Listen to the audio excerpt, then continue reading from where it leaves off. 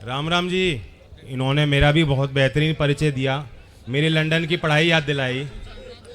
मैं तो भूल गया था लंदन वंदन। मैं लंदन में नहीं पढ़ा, वहाँ मास्टर्स नहीं करी। मैंने तो ये मानो भटौना चौधरी चरण सिंह इंटर कॉलेज का ही छात्र हूँ मैं।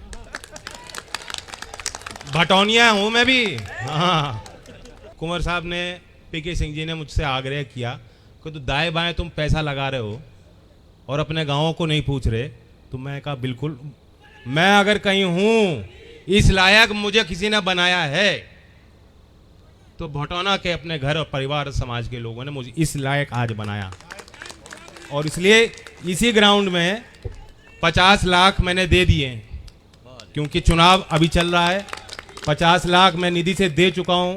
खेल के लिए यहाँ एक हॉल बनेगा, मल्टी स्पोर्ट फैसिलिटी बनेगी नौजवानों के लिए। और मैं जानता हूँ कि मैं जितना प्रसन्न, मैं तो था ही, मुझसे ज़्यादा आप थे। जब भारत रत्न दिया गया उस समारोह में, मैं जानता हूं कितने ही लोग रो पड़े होंगे गांव गांव में। देश में 53 लोग हैं जिनको भारत रत्न दिया गया। उस श्रृंखला में चौधरी चरण सिंह जी को माना है पूरे देश ने आज कि जी वो भारत रत्न के लायक हैं। उनका काम, उनकी नीति, उनकी सोच, उनकी ईमानदारी, उनका समर्पण भाव, देश के गरीब कुचले वर्ग के लिए, वंचित समाज को उठाने के लिए उनके प्रयास। और धीमे धीमे आप देखना, देश के हर विश्वविद्यालय में कार्यक्रम होने शुरू हो गए। छात्र कह रहे हैं कौन थे चौधरी चरण सिंह जी। ये जो पीढ़ी है यहां जो बैठी है, मेरे बुजुर्ग, मेरे चाचा, ताऊ, दादा, आप चले जाओगे तो आप यही तो चाहते हो कि हमारे बाद, हमारे जाने के बाद चौधरी चरण सिंह का नाम गांव गली में गूंजना चाहिए, हमारे समाज के लोगों को मालूम होना चाहिए। मूर्ति लगाने से शायद पता ना लगे बात, जितनी भारत रत्न देकर भारत सरकार ने कर दिया, हमेशा हमेशा के लिए कर दिया। और जो लोग आज भी विरोध कर रहे हैं, कुछ लोग आज भी वो बात गले से उनके नीचे नहीं उतर पा रही कि कैसे मिल गया भारत रत्न। बयान देखे होंगे आपने कुछ नेताओं के। ये आपको तय करना है, मैं पलटा हूं कि पटक रहा हूं, ये भटौना को तय करना है। मुझे कह दो कम सीट ले लो, मैं कम सीट ले लेता। आज चौधरी चरण सिंह को भारत रत्न दिया जा रहा है। चौधरी चरण सिंह ना होते तो तुम्हारी यह पार्टियां ना होती, तुमसे स्वागत नहीं हुआ, 2 शब्द नहीं निकले, एक ट्वीट नहीं निकला कि धन्य है हमारी धरती, धन्य है वो देश जिसने धरती पुत्र को आज भारत रत्न दिया। कहीं ये भाषा उनके मुंह से नहीं निकली। और उनके नेता ये कह रहे हां दे दिया, उनको भी देना चाहिए था, या उनको भी देना चाहिए था। मतलब बात नहीं पच रही। तो अब मैं क्या कहूं, वैसे भी मैं अपने घर में हूं, घर में आके ज्यादा भाषण जड़ना नहीं चाहिए, घर में तो आके सुनना चाहिए। ये कहेंगे ज्यादा बड़ा हो लिया, हमें सिखा रहा घर में आके। की जय। और मुझे खुशी हो रही है आज हम इंडिया में आ गए। मुझे बहुत मानसिक तौर पे कोई तनाव नहीं है, क्योंकि लोग आते थे, समर्थन करते थे, सुझाव देते थे। फिर मैं पूछता था अच्छा भैया बहुत बढ़िया बात, किस पार्टी में हो? कहा जी हम हैं तो आपके, लेकिन भारतीय जनता पार्टी में है। आपके हैं मैं भी सोचता था मैं क्या करूं, मेरे तो किसी काम के नहीं जब तक बीजेपी में है मेरे किस काम के हैं। वो तब मेरी भाषा और सोच होती थी जब हम लोग साथ नहीं।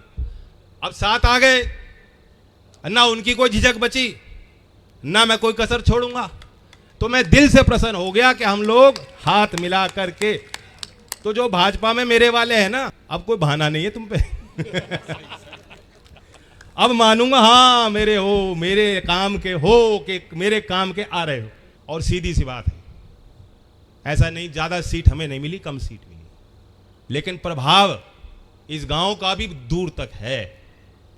क्यों, आप कहीं भी देश के कोने में जाओगे और कहोगे हम चौधरी चरण सिंह जी के गांव से, हम भटौना से हैं, इतना ही परिचय देना है आपको। और आपका सम्मान आज भी पूरा रखा जाएगा। और हमारा हैंडपंप नल है, तो इसमें तुकबंदी बनानी भी आसान है। अब साइकिल और नल में तो बनाना क्या बनाऊं मैं, साइकिल तो फिसल जाएगी पानी में, कमल खिल जाएगा।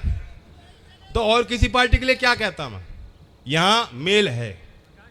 आप मेरी बातों को समझना, हम कुछ सोच समझ के किसानों के लिए कर रहे हैं काम। नोएडा की अपनी विशेषताएं हैं, औद्योगिक क्षेत्र में, आर्थिक गतिविधियों में उत्तर प्रदेश को उठाने में बहुत बड़ा योगदान इस क्षेत्र का, यहाँ के किसानों का, यहाँ के रोजगार जो उन्होंने नौजवान काम कर रहे हैं उनका है योगदान। और महेश जी का एक विजन है, सरकार का पूरा सहयोग उनको मिल रहा है। ऐसा कोई काम नहीं कि अगर आप मांगोगे तो उसको इनकार कर दिया जाएगा। इसलिए मुझे विश्वास है कि जो काम अधूरे रह गए और जो समस्याएं हैं, एक तो मेरे नज़र में यह है कि नोएडा, यहाँ इतने औद्योगिक क्षेत्र आ गए, गांव के लोग कुछ थोड़ा थोड़ा सहमा वसा महसूस कर रहे हैं। कर रहे हो कि नहीं कर रहे?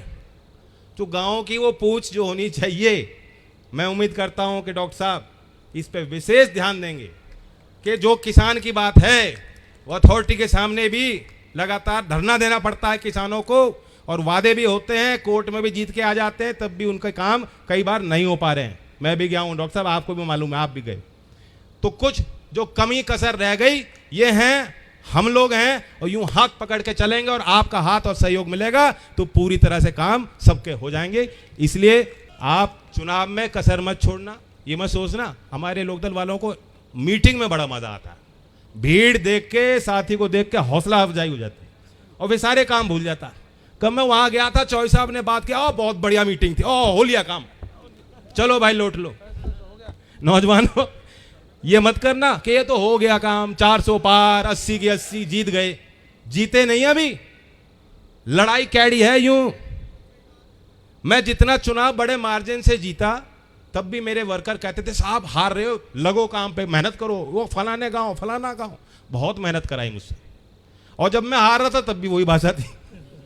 तो हमारा वर्कर मेहनती है, मैं उम्मीद करता हूं मेहनत करोगे। कमल को खिलाने में नोएडा और बुलंदशहर और पूरे यूपी में हमारा लोकदल का वर्कर अगर मेहनत करेगा तो कामयाबी मिलेगी। करोगे कि नहीं करोगे मेहनत? धन्यवाद। जय हिंद, जय भारत।